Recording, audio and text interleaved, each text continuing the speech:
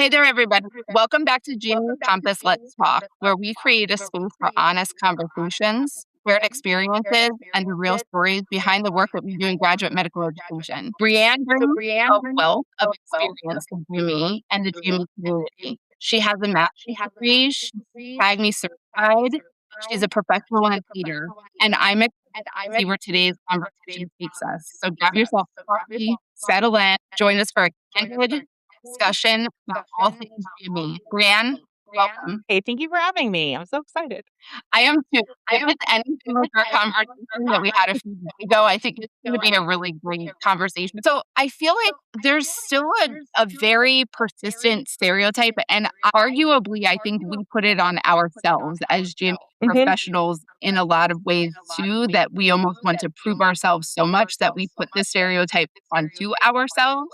But is that we primarily are administrative little robots that are behind the desk, right? But as we're having these conversations, in our last conversation, it's very clear that both of us, our jam is operations, organizational strategy, accreditation, leadership, crisis management, right? Relationship building, data analysis. I feel like I can keep on going. What do you think is the reason that this misconception still exists? How do we as a community better showcase the true scope and the value of what we're bringing to the table? I have a lot of thoughts. I think it's a couple of things. I think one of them is that, I gave a presentation in 2017 at APDS, Association for Program Directors in Surgery. And it was about creating a common framework for the general surgery coordinator and you determining the guts based on what your institution, academic, community, hospital, whatever you needed it to be, but that the frame was the same, much like common program requirements and program requirements. If you understand common program requirements, it is not hard to jump from program to program. You just got to learn your new program because the framework is the same. We all have skeletons. Different. We all have skeletons. But I also said in that meeting, and I still think it today, while we are making strides, medical education at that time was still a good 10, 20 years behind where all the other education, where secondary ed is or primary ed is. My fourth grade nephew has to complete 47 different milestones to pass social studies. Yet we just promote people at the time because you got to June 30th, you're not on probation, so you can now go to July. Fast forward, you get to Gen Z land. These are your rubric people. They understand if I do everything in this column, I get this. I do everything in this column, I do this. We still live in this universe. One of the first academic articles I ever read in GME was about how there are 5 generations in medicine and we have yet to figure out how to work together, And at that time, it was the non-duty hour humans versus the duty hour humans.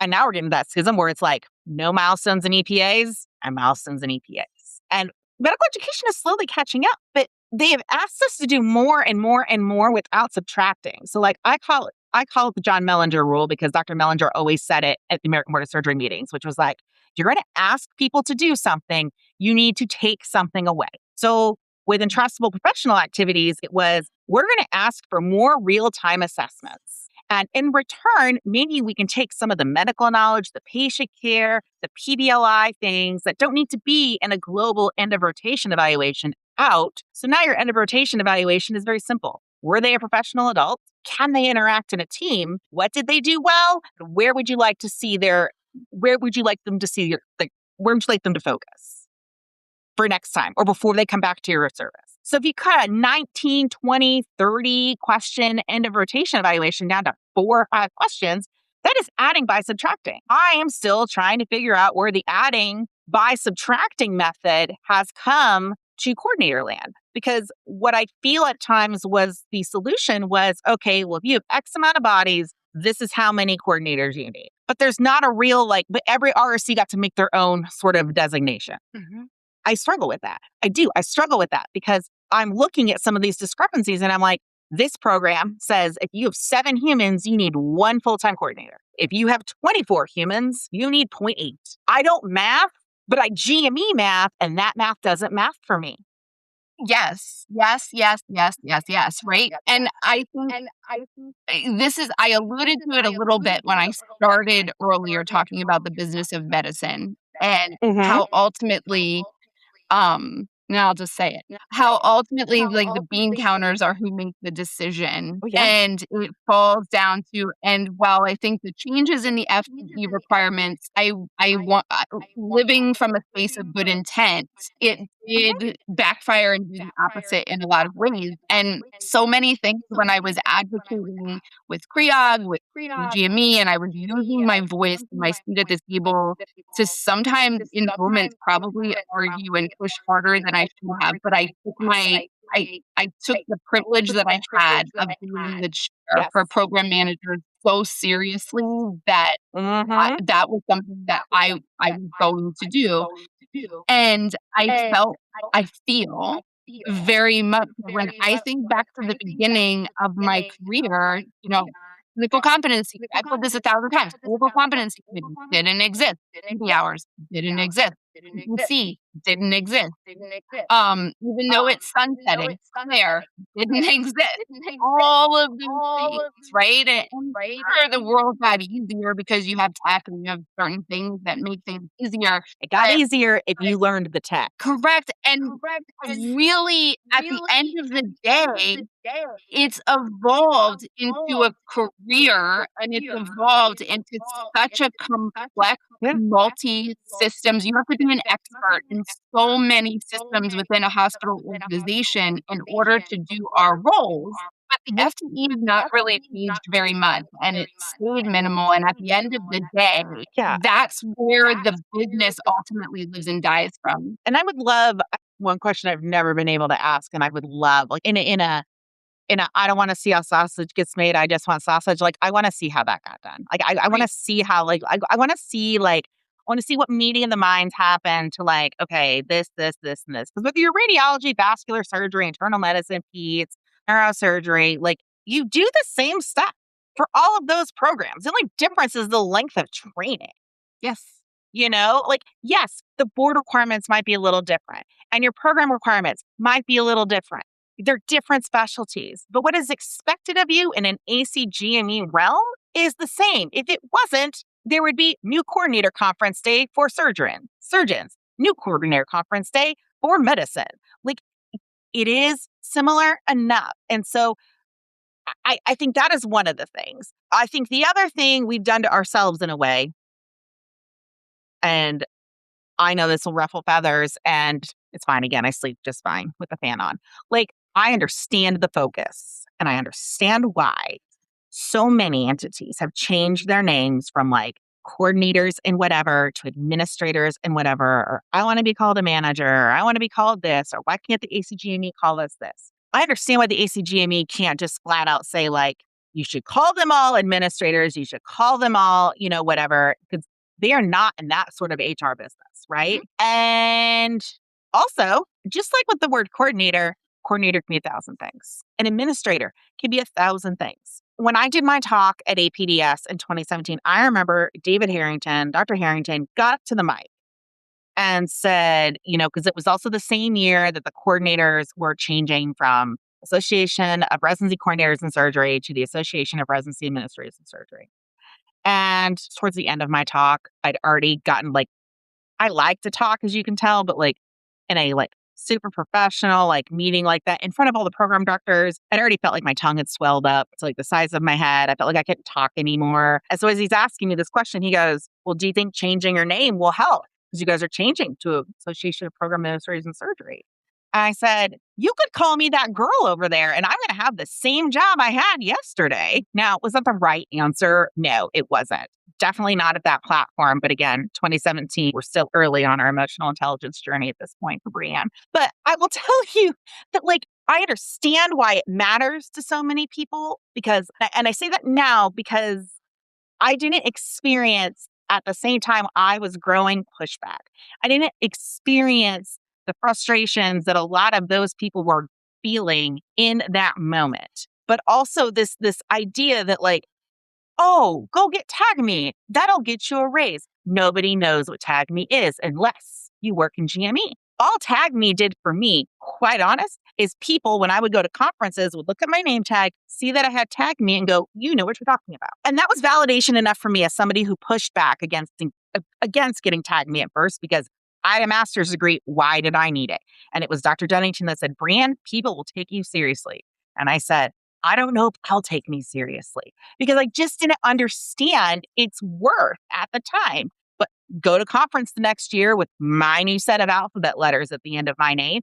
And it was like, oh, this is not, I like this. I like this. Okay, you are right. I was wrong. I admit it. I'll keep renewing it. But I think sometimes coordinators get so focused on what you're called. And if they could harness that energy more into lifelong learning, more into putting that energy into themselves and learning a task, learning a skill that makes them irreplaceable, that makes them, I shouldn't say irreplaceable, everyone's can replace everybody, but like the value that you add is invaluable. You cannot put a price on it. I think that truly is how I was able to make the case that I wanted to be this. I wanted to be paid this. I did my market research. I looked at what other programs were doing. And it's why when I got my job title changed at Indiana to director, several people would email me and go, can I have your job description? I'm like, absolutely, here you go. I think it, for me, when I think through that evolution, there was a couple of, first of all, coming from a community hospital that we'll say was decentralized in the most politically correct way. So each department had the autonomy and the ability to title, recognize, pay, promote how they decided that they wanted to, which created a massive lack of equity and inequality. So I spent years of tears, advocating, saying, and all I did, and part of it was because I proved myself to this job that was probably not realistic, the title that I was ever going to get, right?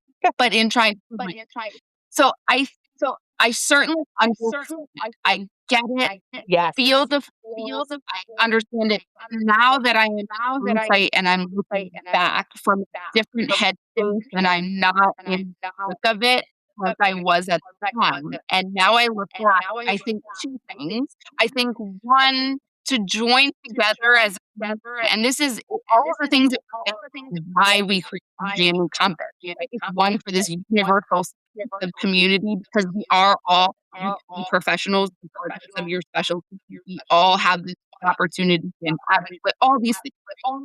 Yep. But I think that one, we have to be able to have the conversations like we're having in an elevated way that comes from a space of challenging, deeper thinking, and elevating the profession without it being felt or interpreted like we're complaining. And that's a fragile, delicate line that It is. code, and it's so easy. And I say that with self-awareness that I've stepped over that line a million times. But I yes. will a million times more. So I own that as I'm saying it. I think that's one thing for me. And then the other thing for me that I used to say all the time when I was there, and I've said it even debating with a mutual colleague, and I've said it debating with ACOG and TRIAG, I'm not saying, because I fully respect ACGME saying we don't have the ability to tell institutions and programs how they pay, how they title, HR gets murky and muddy, and I respect that and I understand that. I totally get it. So, well, I want to be titled for the position and the space that I created. I just want to be titled appropriately for what I'm doing, my passion and the work that I'm doing. But that is never going to be equal to the next program or the next program or the next program, because we're so niche. So my argument when I was pushing back was always, why are we arguing to call us any? Yes. Why are we arguing over the title of coordinator, manager, administrator, director? Why are we not pushing the envelope of one? Every GME professional should be reporting to someone who understands GME. No one, Amen. I could not agree with you more there. right? No one should be reporting to a VP that oversees your RVP and your general practices. You should be reporting to someone who understands GME. And two, I don't want you to call me a program coordinator. I don't want you to call me program manager, a program administrator, or any of the above. Why are we not referred to as GME operations, period?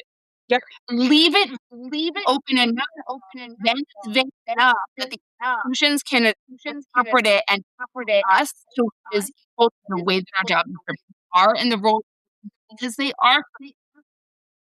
Take it a step further, when you were sitting there, again, business and medicine, tying this back in as I, step into my new role in Ascension, where I'm doing a lot more finance, a lot more budgeting, a lot, it's stretching me in ways that I didn't have the ability to do in Indiana because academic work's very different uh, than hospital-based institution. And so this whole new learning environment I'm incredibly grateful for. But when we're sitting here putting together contracts and putting together MOUs for faculty to come in at a certain level, the very first thing we're all doing is we're going to the AAMC and we're looking at the benchmarks. Who's getting paid for what, where, when? Put it out there. Yeah. Why can't we why can't we collect this in Frida? Why can't we put in there like, I'm a coordinator here. I have this many humans and this is the salary range in which I work in. Why are we not from a market value standpoint, if you are trying to retain the best talent, because you also have to remember, you lose more than you gain when coordinators, administrators, whatever, when they depart. The institutional knowledge that leaves with them is hard to replace. And it gets worse when you replace somebody at a 2.5-year interval because they're burnout, they don't understand the job, they weren't appropriately trained, and turns out they don't like coming to work every day and not knowing what's happening. This is a very cyclical job, okay? You don't do the same thing every day. You do the same thing almost every day from July to August and September, and then October, November, December, and then January, February, March. It's divided up in sort of like quarters, at least for residency land. And fellowship is, stretches a little different depending on what your fellowship is. But when you have the increased amount of turnover that you've seen across GME, across the country, trying to remember what somebody did 3 coordinators ago. Holy cow. And the amount of money that you are wasting when you're looking at, work you're being paid to actually do versus sitting in orientation, trying to learn on the go, things not getting done, like paying somebody for not working, but they're working, but they're not doing the work you need them to do. You want to talk about living on the back foot? I guarantee you there's a correlation with citations. I guarantee you there's a correlation with web ads updates and all of these things. The coordinator, I can appreciate that ACG moves they are a member of the leadership team. That is how I have always treated my staff, whether it's at IU or whether it's here at Ascension. You are absolutely a member of your leadership team. I can appreciate that they threw that out there. I can appreciate that they expanded on the absolute importance of having one. And when they come and do these site visits, if you don't have one or if you've got one that you're sharing and they don't have the appropriate, time to devote to your program, love that. Yes. I think sometimes where people get stuck is they want to be called a certain thing and stay where they are and either do the exact same thing they're doing or not. Again, it ties back to lifelong learning. It ties back to when you go to the table and you're like, I want to be called X, and it is because of A, B, C, and D. You're talking to data people. Show them the data.